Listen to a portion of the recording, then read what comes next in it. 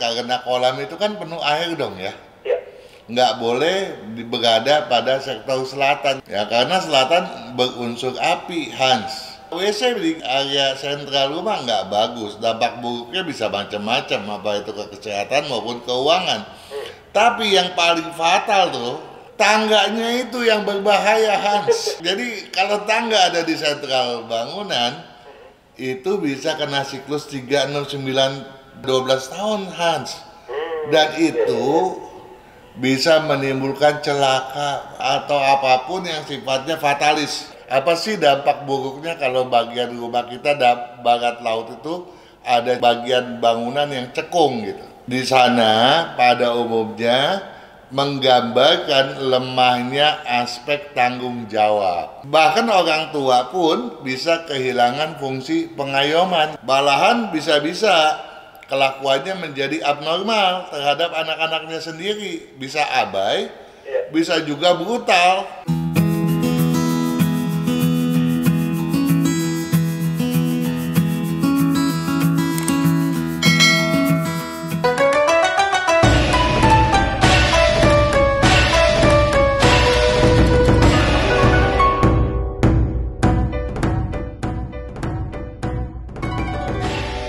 Saudara saya News Driving and Music, sahabat sonora, Anda kembali bersama saya Hans Christian. Dan seperti biasa sahabat sonora, malam hari ini tidak sendirian karena kita akan berbincang langsung bersama dengan Pak Kang Hongkian. Selamat malam Pak Kang. Selamat malam, Hans. Bagaimana kabarnya hari ini? Selalu always dong. Wah, ini selalu sehat baik gitu ya. Begitulah, karena kita selalu siap untuk mengunjungi dan membahas masalah-masalah yang ditanyakan oleh sahabat kita, ya, sahabat sonora tentunya. Betul. Baik, Pak Kang, kita mulai dari dulu. Oke. Kalau kita ingat-ingat minggu lalu ya, saya berbicara dengan Daniel kalau nggak salah. Ya. Nah, di sana kita membicarakan satu sahabat sonora kita yang bisnisnya lagi menanjak, pindah rumah, dia gagal deh. Jadi masalahnya bertubi-tubi sehingga uang pun nggak ada. Banyak sekali orang yang bertanya masalah seperti itu ya. Ada juga yang bilang begini, Pak Kang, saya sudah banyak bertanya dan saya sudah juga menyimak semua videonya Pak Kang. Saya sudah turutin, sudah saya aplikasikan di dalam rumah saya. Tetapi kok saya mandek ya bisnisnya, katanya. Nah, dalam konteks ini kan kita nggak tahu dia bisnisnya cocok enggak gitu ya.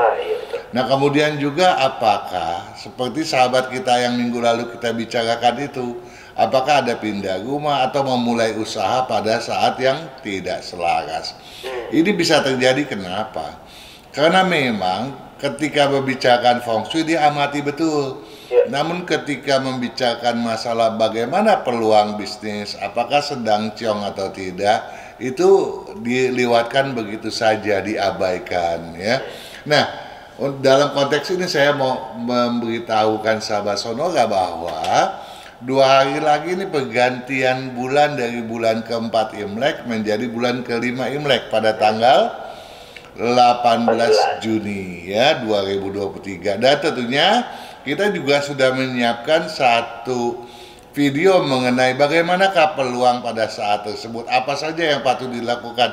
Nah, ini pun seyogianya diseksamai pula agar kita enggak mengalami hambatan yang berarti begitu ya, sehingga kelancaran selalu berpihak kepada kita ya.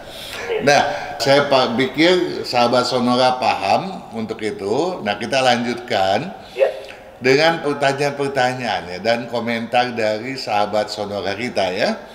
Ada sahabat yang meniknamkan namanya Marble for You. Pada video kompor bertungku banyak bikin banyak hoki. Pak Kang, saat Ciong bolehkah renovasi rumah milik kita yang tidak kita tinggali? Boleh nggak sih Hans? Boleh kayaknya nih. Kalau selama tidak ditinggali ya kayaknya. Iya boleh. Asalkan rumah tersebut kelak memang sudah kita rencanakan paling tidak dalam tempo 3, 6, atau 12 tahun ke depan, takkan mungkin kita huni, Hans. Jadi dalam 3, 6 tahun atau 12 tahun itu dikosongkan atau dikontrakan ke orang lain, boleh. Tapi kalau dalam rentang waktu tersebut kita mau pakai, jangan. Karena kan itu sama aja kita melakukan renovasi pada saat kita nggak selaras kan. Toh nanti yang ngisi rumah itu kita juga. Nah, kenapa 3 tahun, 6 tahun, 12 tahun? Jadi patokan yang benar yang mana? Satu, apa 3 tahun, 6 tahun, 12 tahun? Tentu saja ini berdasarkan komposisi daripada data kelahiran kepala keluarga. Nah, ini harus dihitung ya. Jadi yang paling penting sahabat Sonora tahu bahwa kita ambillah yang jangka panjangnya, dalam tempo 12 tahun kita nggak akan huni itu rumah, kita akan kontrakan, kita mau rehab, mau direnovasi, silakan gitu ya. Walaupun kita sedang ciong pada tahun tersebut. Kemudian ada fresh waters nih, Hans. Bertanya pada video jalan tusuk sate dan kekeliruan tangga. Menurut Pak Kang kan ada orang yang cocok dengan rumah tusuk sate. Nah, yang dimaksud tusuk sate itu pintu utamanya saja yang terkena tusuk sate, atau seluruh lebar muka rumah yang harus kena tusuk sate? Ya. Jika tusuk sate sebagian, apakah bisa dikatakan rumah tusuk sate? Mari makan sate dulu yuk, tapi dia nggak kirimin, gimana kita makan ya? Iya. Thanks Pak Kang dan Radio Sonora. Nah, menurut Hans, tusuk sate enggak sih kalau rumah itu sebagiannya kena berhadapan dengan jalan? Kalau bangunannya bangunan utama nggak bisa ya Pak Kang? Betul sekali. Ya, jadi kalau bangunan utama itu walaupun dia terkena sedikit, sekecil apapun dia sudah termasuk sebagai tusuk sate. Jadi semakin lahannya yang terkena makin lebar, bidangnya makin lebar, maka dampak buruknya ya makin luas juga dong ya. Apalagi kalau pintu utamanya kena langsung jalan tusuk sate tersebut gitu ya. Jadi yang namanya tusuk sate nggak mesti satu rumah kena tusuk sate ya. Nah, kemudian dari Vega Tos ya, ini nickname-kan namanya demikian. Pada video jalan tusuk sate dan kekeliruan tangga. Kalau tangga melewati jalan mau ke ruang belakang bagaimana? Tangganya L dan di bawah jalur tangga ada jalan menuju ke ruang belakang. Mohon dijawab. Bagaimana Hans? Waduh, kalau ini saya tahu Pak. Kalau tangga melewati jalan mau ke ruang belakang. Ya, nah ini dikomentari oleh Los Grafit ya nickname-nya. Dia bilang begini nih, bantu jawab katanya. Saya nggak paham, hehehe katanya. Jadi seperti gapura katanya. Asal mulut tangga tak mengarah keluar jalan, ya nggak masalah mungkin. Tapi kalau posisi tangga di tengah rumah, tidak boleh. Nah, apa yang dikomentari oleh Los Grafit ini benar, bahwa mulut tangga yang penting nggak boleh ke arah luar rumah ya. Nggak boleh seolah-olah menyongsong orang yang masuk ke dalam rumah ya. Tangga yang ada di dalam rumah. Dan juga tangga nggak boleh berada pada titik sentral daripada rumah tersebut gitu ya. Namun bagaimana kalau tangga melewati jalan yang mau kita ke belakang? Jadi kita nih mau ke belakang tapi lewatin kolong tangga gitu ya. Nah, lewatin kolong tangga ya, sebetulnya kita udah pernah bahas sih ya.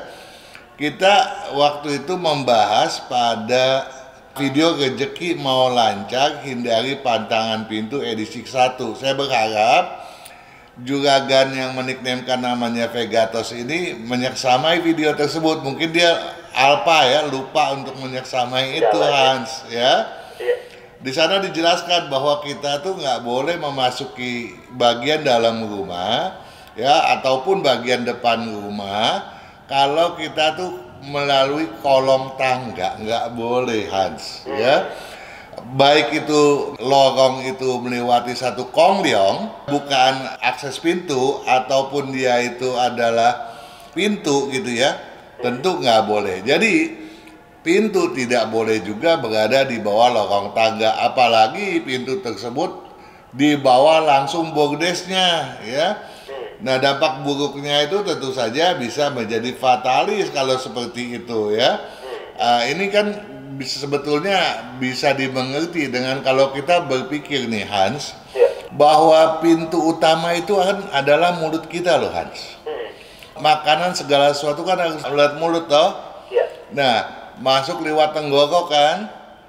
Nah, kalau tenggoroknya itu kemudian adalah akses pintu dan ditindih oleh tangga, itu sama juga leher kita, nggak berbeda leher kita diinjek kan ya.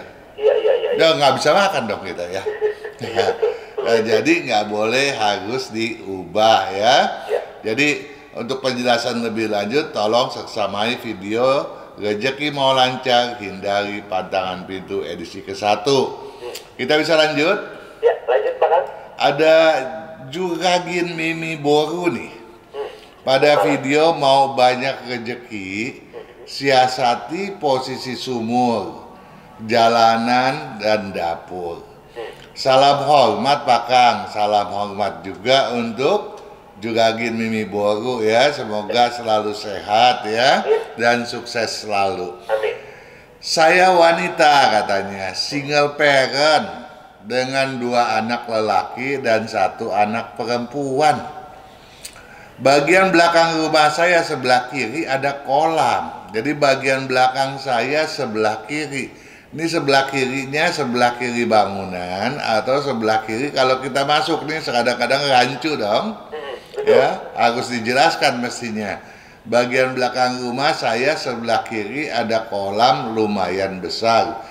3 kali 4 meter dengan kedalaman 1,5 meter, diukur dari atas tanah pekarangan belakang. Nah, juga nggak dikasih tahu nih berapa jarak dari bangunan rumah paling belakang dinding rumah ke bagian kolam tersebut, jaraknya berapa meter nggak ada juga tuh Hans ya.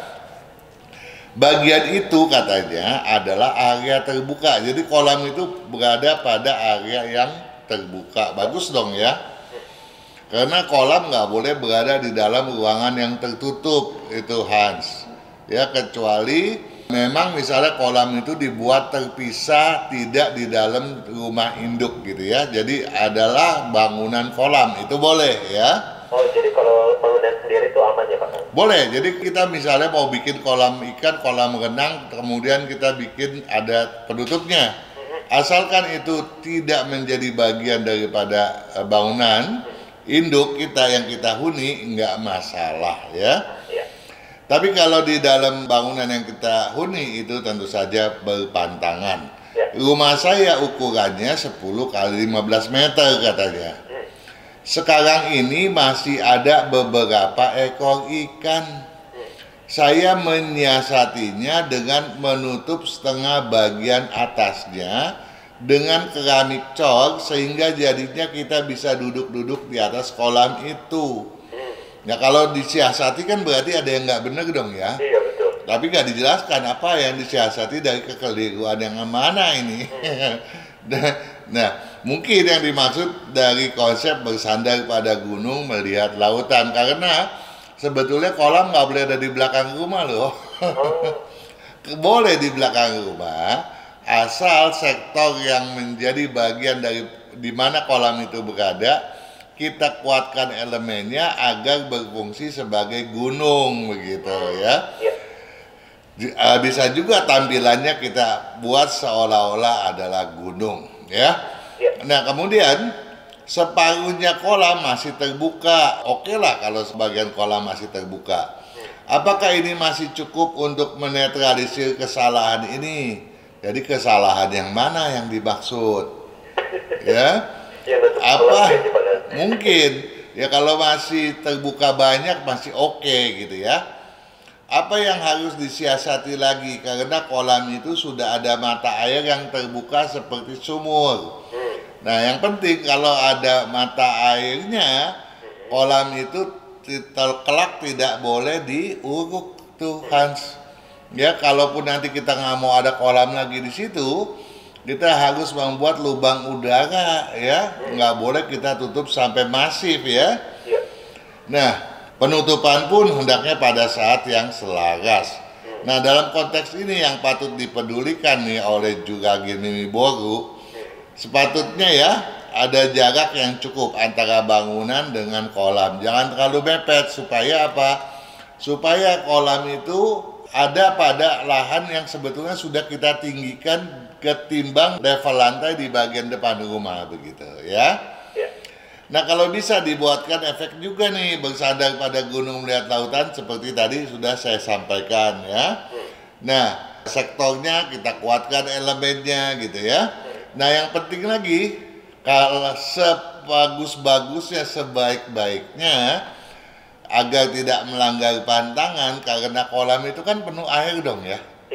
Nggak boleh berada pada sektor selatan. Jadi kalau rumahnya Juragir Mimi Boru itu menghadap ke utara dan di belakang tengah itu selatan dan kolam berada di sana, tentunya nggak bagus dong ya. Ya, karena selatan berunsur api Hans. Ya, ditaruh air mati nanti apinya, semangat hilang dah ya. Iya, logika kita nggak berperan baik, segala-gala apa jadi kita bolot nantinya ya, hoki melorot. Nah, pada barat daya barat laut pun sebaiknya jangan ada kolam, kecuali kita siasati dengan baik dan benar, dan ini tentunya penyiasatannya butuh data kelahiran yang lengkap. Ini ada pertanyaan satu lagi, kita lanjut. Kita break dulu sejenak, Pak Kang. Boleh.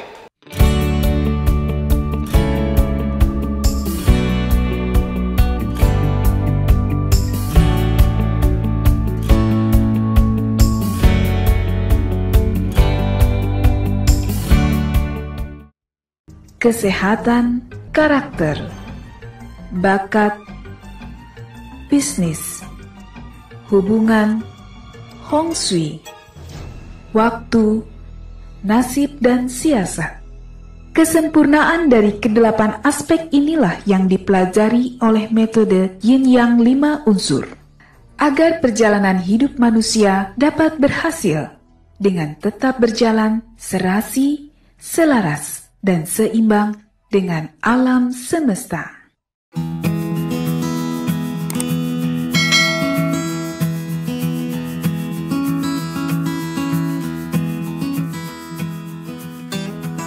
Saudara Family Certificate Music, Anda masih mendengarkan Feng Shui Sonora bersama dengan Pak Kang Ongkian. Kita lanjutkan, Pak Kang. Oke.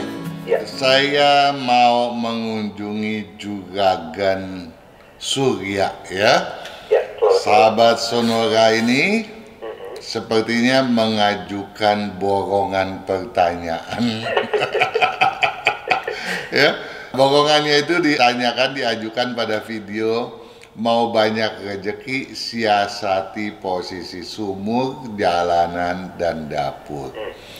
Salam sehat Pak Kang, salam sehat juga Juragan Surya, ya, sukses juga, salam buat keluarga semuanya tentunya ya. Ya, amin. Saya telah tinggal di rumah yang menghadap utara. Menurut Pak Kang, saya cocok utara dan selatan katanya. Tapi setelah menyimak video-video Pak Kang, sepertinya ada beberapa yang kurang sesuai di rumah saya. Sehingga ada yang ingin saya tanyakan. Yang pertama, dia bilang ya, untuk membagi rumah menjadi 9 bagian, apakah hanya bangunan rumah saja, ataukah termasuk seluruh bagian tanah rumah, karpot, dan kebun? Ini beberapa pertanyaan ini tampaknya memang berguna sekali untuk sahabat Sonora yang lain. Saya berharap sahabat Sonora kita semuanya menyeksamai hal ini supaya betul-betul paham sebagai dasar ya. Nah, mungkin Hans juga nggak ngerti rumah dibagi menjadi 9 bagian ya Hans ya. Iya, betul. Nah, dalam konsep rumah menghitung menganalisis rumah, misalnya begini Hans. Rumah itu 9 kali 18 meter nih. Lebarnya 9, panjangnya 18. Ini bangunan misalnya ya. Kemudian kita bagi menjadi 3 ke samping, 3 ke belakang, kan menjadi 9 dong ya. Oh iya. Ya, jadi bagiannya itu yang 9 menjadi 3, yang 18 menjadi 6. 3 kali 6 masing-masingnya toh. Iya. Nah, dia bertanya apakah kalau tanahnya lebih daripada 9 kali 18, misalnya tanahnya ternyata 12 kali 30, kan bangunannya lebih kecil dong ya daripada tanahnya. Apakah tanah tersebut juga harus dihitung menjadi 9 bagian? Memang pembagian atas keseluruhan lahan memang dibutuhkan juga sih Hans, ya. Tetapi dibutuhkannya bukan untuk apa-apa. Yang utama adalah bagaimana kita untuk mencari kecocokan. Jadi dari lahan tersebut, bagian manakah, area manakah yang paling cocok selaras untuk kita jadikan tapak bangunan, begitu Hans. Oh iya. Ya, jadi misalnya lebarnya 30, panjangnya 50. Apakah ada yang bagusnya di tengah, di kiri, atau di kanan daripada tanah tersebut? Nah, itu untuk hal itulah ya kita membagi 9-nya. Nah, dalam konteks ini bisa kita tentukan bagian mana yang misalnya bangunan utama, atau juga misalnya kita mau ada tambahan pavilion. Nah, bangunan utamanya di mana, pavilionnya di mana ya. Memang kalau kita bandingkan pembagian 9 bagian tanah dan bangunan, bagian tanah ini jauh lebih complicated ya, bagian ini jauh lebih rumit ya itu Hans. Kenapa? Karena juga harus kita sinergikan dengan kondisi tanah, posisi tanah dengan lingkungannya seperti apa sih? Jalanan ada di mana, perempatan di mana gitu ya. Air di lingkungan mengalir kemana, sungai besarnya di mana ada bangunan tinggi dan lain sebagainya, semua harus diperhitungkan tuh Hans. Ya, jadi mudah-mudahan sahabat Juragan Surya ini bisa memahaminya ya. Nah, dia yang pertanyaan kedua nih Hans. Ada toilet di bagian tengah rumah yang posisinya di bawah tangga katanya. Lokasi di ruang keluarga, apakah dampak buruknya? Apakah ada kias atau cara menyiasatinya? Jika toilet dialihfungsikan sebagai gudang atau tempat kerja dengan menutup lubang kloset, ya, ditutup dan dikeramik, apakah bisa? Memang boleh dialihfungsikan itu. Kamar mandi WC di tengah rumah itu memang nggak bagus sih ya. Ada di sentral rumah itu nggak bagus. Nah, kemudian dialihfungsikannya untuk gudang, oke. Tapi kalau untuk tempat kerja boleh nggak Hans?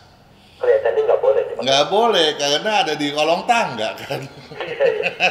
Ya, nggak bagus kecuali tempat kerjanya cuma buat hal-hal yang bukannya kerja apalah. Misalnya cuma untuk ngelem gitu ya. Oh, cuma buat sampingan gitu ya. Buat sekedarnya doang ya nggak masalah. Tapi kalau untuk nulis, untuk menghitung, untuk memikirkan sesuatu ya nggak bisa dong ya. Nah, kemudian ditanya dampak buruknya apa? WC di area sentral rumah nggak bagus. Dampak buruknya bisa macam-macam, apa itu ke kesehatan maupun keuangan. Tapi yang paling fatal tuh Hans, apa itu Pak? yang ditanyakan olehnya kan WC-nya kan ya. Betul. Tangganya itu yang berbahaya Hans. Daripada WC-nya, tangganya lebih berbahaya. Tangganya. Jadi kalau tangga ada di sentral bangunan, itu bisa kena siklus 3, 6, 9, 12 tahun Hans. Dan itu bisa menimbulkan celaka, penyakit berat dan atau celaka atau apapun yang sifatnya fatalis gitu ya. Nah itu nggak boleh benar-benar. Artinya model tangga yang satu naik di tengah terus nanti bisa ke kanan ke kiri juga itu nggak baik ya Pak? Pokoknya kalau dia adanya di tengah di titik sentral, dia bukannya ada di satu sisi gitu ya. Nah itu yang nggak boleh Hans. Iya. Ya. Jadi dia bentuk tangganya bagaimanapun itu lain urusan gitu ya. Nah yang paling bahaya tuh kalau bentuk tangganya adalah tangga spiral dengan tiang tunggal, tiang satu. Tapi kalau tangga tiang bertiang tunggal, nggak mungkin di bawah tangga bertiang tunggal bisa ada WC dong. Oh, tangganya aja udah minimalis. Biasanya gimana masuknya ya? Nah, jadi bagaimana menyiasatinya? Sebetulnya dibongkar ya, harus dibongkar. Tapi untuk sementara lampu kamar mandi WC sebaiknya dinyalakan nonstop. Ya, kemudian di atas tangga pada bordesnya atau pada pertengahan tangga itu sebaiknya dipasangkan lampu kristal dan dinyalakan nonstop. Ini jadi biayanya tinggi nih, Bu. Bagus-bagus ada lampu kristal yang pakai LED ya. Iya. Biaya hemat ya Pak kan? biar hemat. Kemudian pada itunya railing tangganya itu harus dipasang keliningan angin di kiri dan kanan ya, paling enggak ada sepasang gitu ya, ada 2 buah ya. Nah, pada tiang tangga, kalau tangga itu memiliki tiang, itu harus kiri kanannya dipasang seruling feng shui ya. Ya. Jadi itu kiatnya. Kemudian Ya. pertanyaan ketiga, kompor saya ada di bagian barat daya dan sink ada di selatan, berbentuk L. Apakah dampak buruknya bisa dikurangi dengan cermin ataukah ada cara lainnya? Tapi dia nggak jelaskan nih Hans.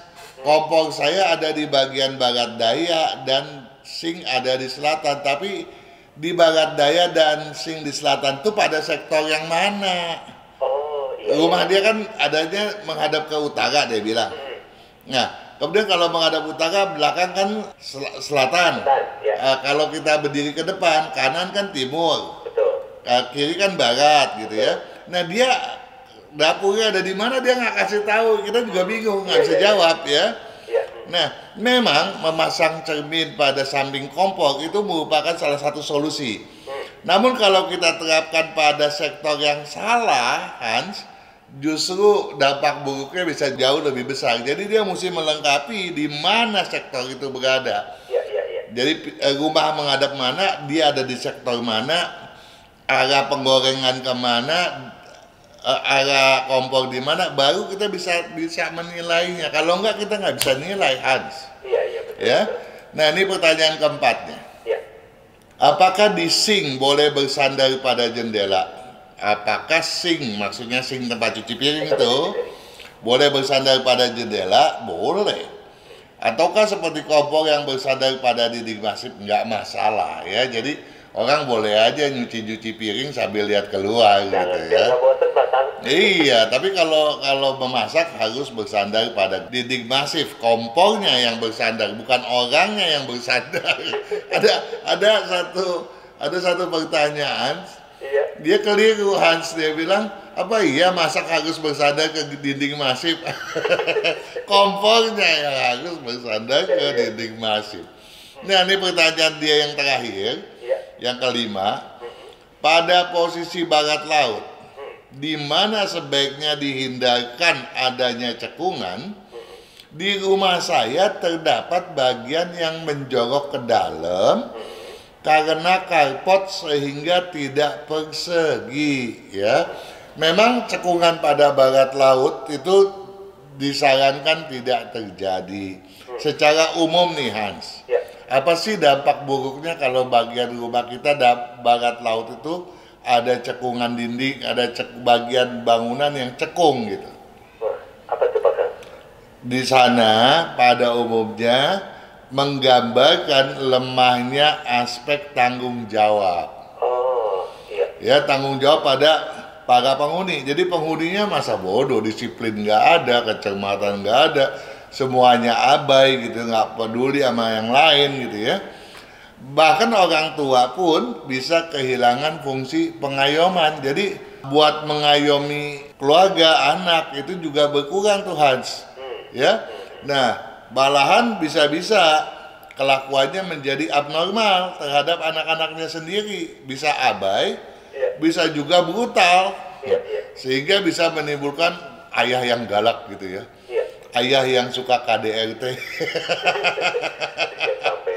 Nah, jadi itu nggak boleh gitu ya. Nah, supaya untuk menyiasatinya gimana tuh Hans? Ini kan udah cekungan nih barat laut, ya. Nah, bagaimana yang sebetulnya kan kalau kita berbicara umum, ya harus kita betulin dong dindingnya, harus kita bikin sama data, dibikin lurus dong ya nggak? Tetapi sebetulnya bisa Hans, karena bakat laut itu punya unsur logam misalnya. Ya. Nah, kita harus bikin penguatan unsur logam pada sektor tersebut gitu ya. Ya. Itu salah satunya. Tetapi kita nggak boleh sembarangan Hans. Dalam konteks ini sebaiknya juga Surya harus belajar banyak. Kenapa?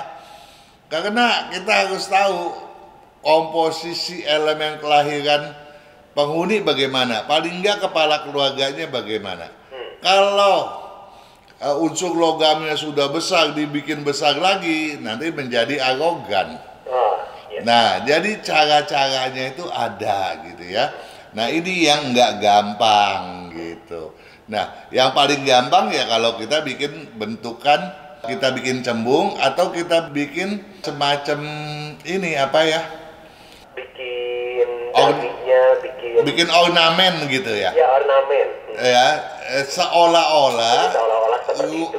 Ruangan yang cekung tadi menjadi datar gitu. Ya. Manipulasi begitu. Betul, kita manipulasi seolah-olah tidak lagi cekung. Itu bisa ya. Tapi kalau kita mau lebih bagus, tentu kita harus menghitung berdasarkan analisis feng shui. Baik. Terima kasih atas tanggapannya Pak Kang. Maaf agak panjang karena WA saya live belum dapat kesempatan dibacakan oleh Hans rupanya. Iya, sudah ngantri banget bahkan di WhatsApp setiap Jumat ini udah ngantri banyak sekali. Sayang sekali waktu kita terbatas nih. Oke, jadi kita break dulu ya. Iya, baik, kita break dulu sejenak. Sahabat Sonora jangan kemana-mana. Feng Shui Sonora akan segera kembali.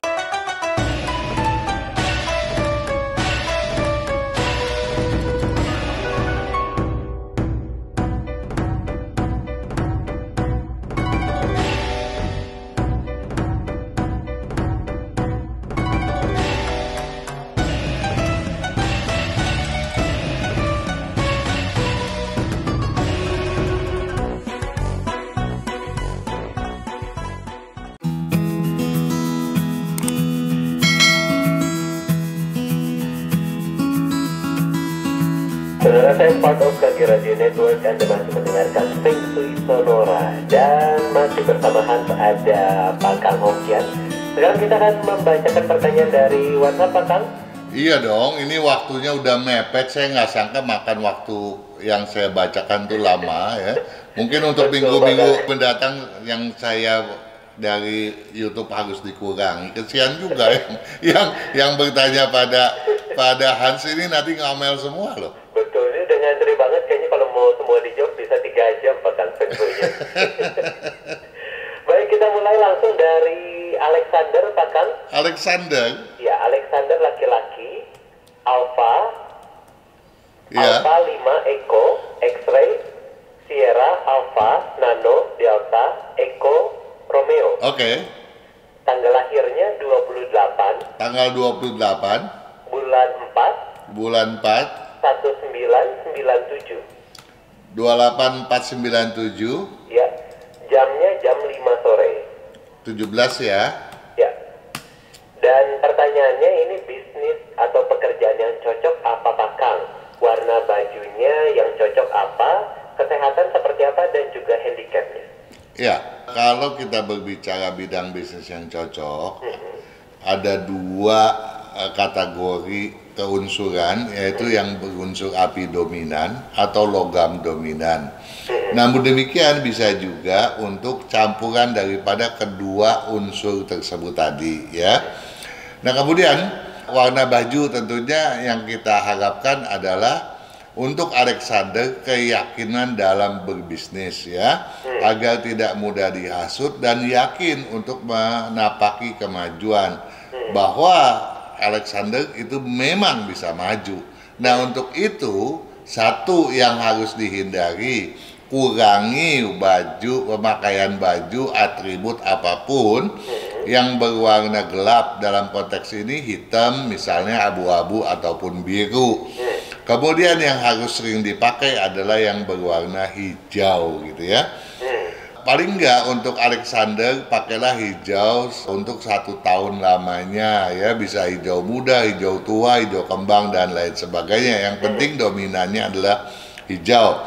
Nah, kemudian handicap yang patut dipedulikan. Tadi sudah dijelaskan bahwa hati-hati, Alexander gampang terhasut, gampang kehilangan prinsipnya. Ini yang harus diwaspadai, dan oleh sebab itu pula jangan gampang dipancing-pancing misalnya dengan hal-hal yang membangkitkan rasa kecurigaan ataupun ketersinggungan daripada Alex ya. Kalau itu bisa, Alex aman kok.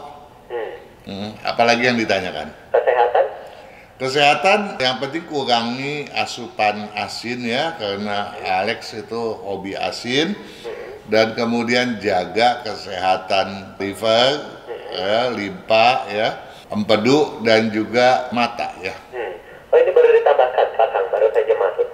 Menanyakan, saya kerjanya di bidang perbankan, Pak Kang, ini termasuk api dan logam dominan tidak? Bukan, jadi nggak cocok ya. Api dan logam dominan misalnya, kalau api dominan ya buka restoran gitu kan. Logam dominan misalnya jualan spare part gitu ya. Campurannya misalnya jualan mesin-mesin gitu kan. Kan jauh ya, jauh dari perbankan. Kalau di perbankan kecenderungan untuk jenuh itu gampang timbul ya untuk Alexander. Baik, kita lanjut ke sahabat sonora lainnya, Pak Kang. Iya. Ada Caroline, ini perempuan. Carolina. Iya. Caroline. Oke. Ya. 1 Maret. 1 bulan 3. 1995. 1995. Dan untuk jam lahirnya 13:53. 13:53. Iya. Oke. Pertanyaannya, ini bisnis apa yang cocok, kesehatan, jodoh, sama baju yang cocok warnanya apa, Pak Kang? Oke. Tadi kita berbicara Alexander ya. Dia itu prinsipnya lemah. Caroline sangat kuat. Bahkan bisa over gitu ya. Nah ini juga nggak bagus, yang over, yang terlalu tuh nggak bagus gitu ya. Jadi segala apapun kalau udah ada kata terlalu, kita harus waspada. Akibatnya Caroline bisa sok siap siaga, sok tahu segala macam gitu ya. Nah akibatnya malah masukan-masukan nanti dari siapapun yang lebih senior yang bermanfaat nggak digubris juga gitu ya. Bahkan penampilannya seolah-olah maunya memerintah walaupun kesan itu nggak dirasakan olehnya. Nah ini kan menjadi batu sandungan bagi kemajuannya dong ya. Ini harus disadari. Kemudian lemahnya lagi Caroline ya. Kalau Caroline mau berhasrat maju, tentunya harus sering pakai baju warna merah dan putih ya, dan baju warna hijau justru harus dikurangi. Nah ini penting agar apa? Agar Caroline semangatnya tidak kencang kendor, dan juga agar Caroline punya tujuan yang pasti mau maju sampai di mana gitu ya. Karena selama ini ngambang, bahkan ketika kecil ditanya orang tua, Caroline kamu nanti besar mau jadi apa? Nah ini ada keraguan di dalam menjawabnya, sehingga biasanya bisa ikut apa yang saudaranya katakan gitu ya.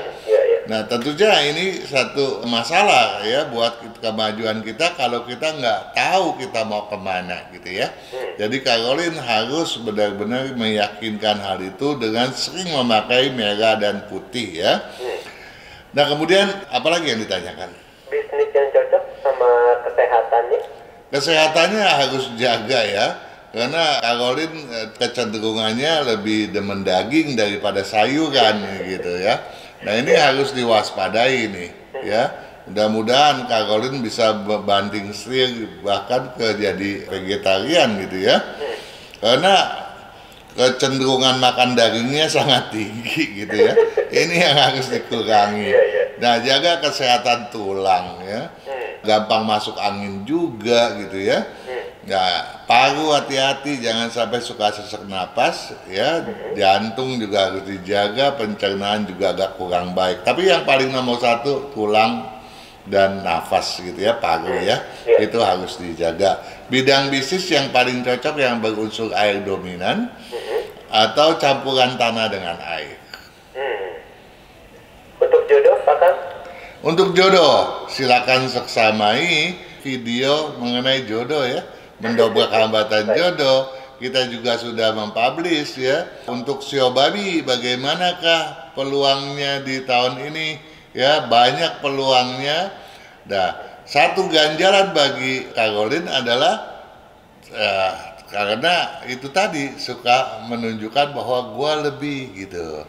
Sedangkan pria kan nggak bisa dong ya merasa tertekan gitu ya. Karena sok taunya itu bisa menjadi hambatan walaupun itu nggak dirasakan olehnya. Jadi hal semacam itu betul-betul harus disingkirkan jauh-jauh oleh Caroline. Baik. Semoga menjawab untuk sahabat Sonora Caroline. Kita ke sahabat Sonora lainnya, Pak Kang. Oke. Ada Ling. Ling. L-I-N-G. Oke. Wanita. Ya. Tanggal lahir Imleknya tanggal 22. Tanggal 22. Bulan 4. 22 bulan 4. 2544. 2544 kurung 1993. Oh, tanggal 11 bulan 6. Tanggal 11 bulan 6 tahun 1993. Iya, 93 Masehi ya, Gregoriannya. Jamnya jam 6 lewat pagi. Jam 6 pagi. Ya. Sionya ayam, ini mau tanya Pak Kang, arah tempat usaha hadap mana dan bidang usaha yang cocok apa? Warna baju yang cocok seperti apa dan karakter apa yang harus diperbaiki serta kesehatannya seperti apa? Waduh, borongan nih Pak Kang. Iya, ya. Ling tentunya tidak seperti Caroline tadi ya. Tapi satu hal buat Caroline tadi, jangan kecil hati karena sebetulnya jodohnya Caroline juga tidak tertutup gitu ya. Nah, untuk Ling, bidang yang paling cocok yang berunsur logam dominan atau campuran api logam atau tanah logam. Nah, kemudian Ling tadi bertanya handicapnya apa gitu kan. Handicapnya cuma gampang tersinggung, gampang dibawa malas gitu ya. Padahal Ling punya kreativitas bagus sekali. Nah, ini yang harus dikembangkan. Jangan khawatir untuk melaksanakannya. Nah, kemudian kelemahan lain adalah kecermatan yang kurang dan disiplinnya juga suka abai gitu ya dalam hal berkedisiplinan. Tapi bagusnya obsesi Ling adalah keliling dunia. Ya, luar biasa gitu ya. Dan tentu saja ini mudah sekali buat Ling memenuhi harapan tersebut. Kemudian kesehatan yang penting jaga, jangan makan asin terlalu berlebihan ya. Kemudian B2 itu juga asin loh ya. Tolong dikurangi ya. Dan jaga juga pencernaan lambungnya ya. Ada lagi? Tempat usaha hadap mana? Tempat usaha yang paling bagus menghadap timur laut atau ke barat daya. Warna bajunya terakhir Pak Kang? Nggak ada keharusan ya. Kalau bisa warna hitam, biru, abu-abu dikurangi aja gitu. Baik. Ini masih ada 3 menit. Mau satu lagi Pak Kang? Boleh dong. Baik, kita satu lagi ada Lily. L-I-L-Y. Wanita. Ya. 23. Ya. Bulan 3. Ya. 1963. Ya. Jamnya 9:30 pagi. 9:30 pagi. Oke. Ini kepala keluarga, orang tua tunggal. Rumahnya 65. Rumahnya? Iya, rumah. 65. Kemudian? Ini masih kontrak. Ini apakah cocok Pak Kang? Lalu ini dilanjutkan juga di bawahnya depan kamar tidur ada lancip tembok jaraknya 90 cm. Waduh, ini kayaknya sulit untuk dijawab nih Pak Gang. Gini, kalau itu 65 adalah 65 derajat, ya 67,5 itu adalah antara 22,5 sampai 67,5. Itu timur laut ya. Jadi rumah itu lumayan doang kecocokannya gitu. Dibilang nggak cocok nggak, tapi lumayan cocok gitu. Lumayan saja ya. Kalau itu adalah yang dimaksud adalah derajat bukan ukuran meter gitu ya. Iya. Nah kemudian sudut lancip pada kamar tidur sebaiknya dibatasi, ditutup ya. Andai kata tidak bisa, beli segoling feng shui sepasang, pasang di kiri kanan sudut lancip tersebut. Nah, segoling feng shui itu sudah ada dijual di toko-toko feng shui ya. Silakan dibeli dan dia sudah ada talinya, tali merah gitu ya. Nah, ketika memasangnya kita harus membuat satu pantekan, kita gantung ya, dan kita membuat satu sudut segitiga di mana bagian yang ditiup itu harus di bagian bawah, yang keluar suara di bagian atas, lubang atas gitu ya. Nah itu caranya seperti itu. Baik, semoga menjawab untuk sahabat Sonora yang tadi bertanya. Dan sudah tepat pukul 8, Pak Kang, kita harus akhiri kebersamaan kita malam hari ini. Oke, Hans, senang sekali berbincang dengan Anda. Mudah-mudahan pembicaraan kita berkenan di hati sahabat Sonora dan bisa mendatangkan manfaat, karena sukses mereka adalah kebahagiaan kita semua. Amin. Terima kasih Pak Kang, selamat malam. Sama-sama, sukses selalu. Selamat malam Hans.